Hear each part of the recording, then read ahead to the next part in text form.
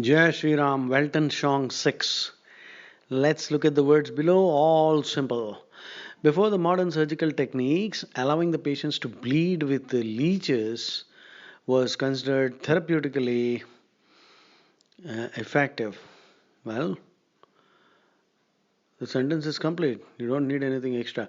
The blank should have actually been left to include therapeutically. So the answer has to be A. Okay? Therapeutic means curative. Curative therapy means a cure. So let us leave it there. This is by global exclusive. The name of the global exclusive test. Well, ETS won't make such mistakes anyway. Next, let's go to the next one and let's see.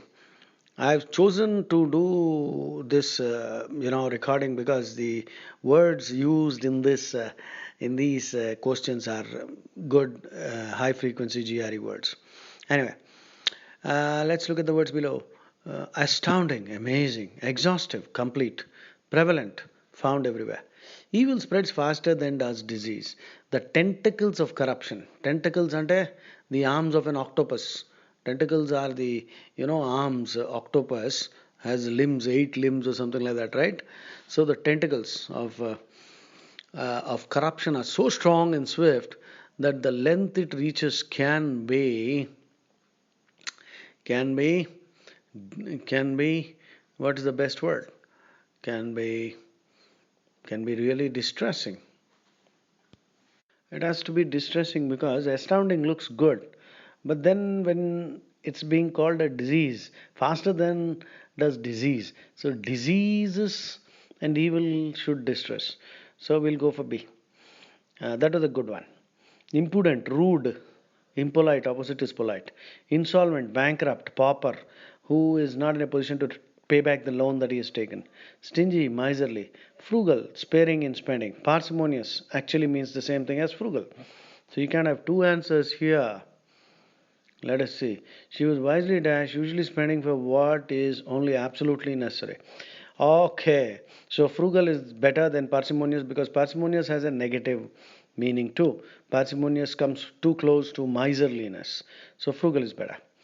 Okay, Puritan, extremely conservative, observing a very strict religious discipline, very austere in religious practice or moral outlook, especially a person who regards pleasure or luxury as sinful. Because Christianity believes that we are all born sinners.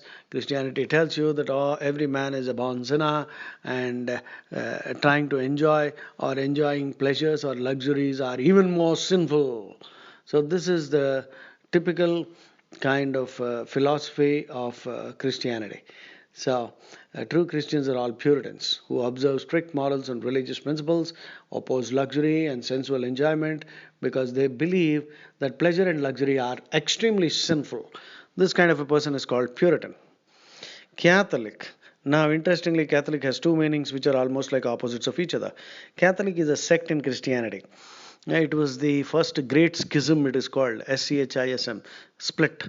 So, Catholics are people who believe that Pope is infallible.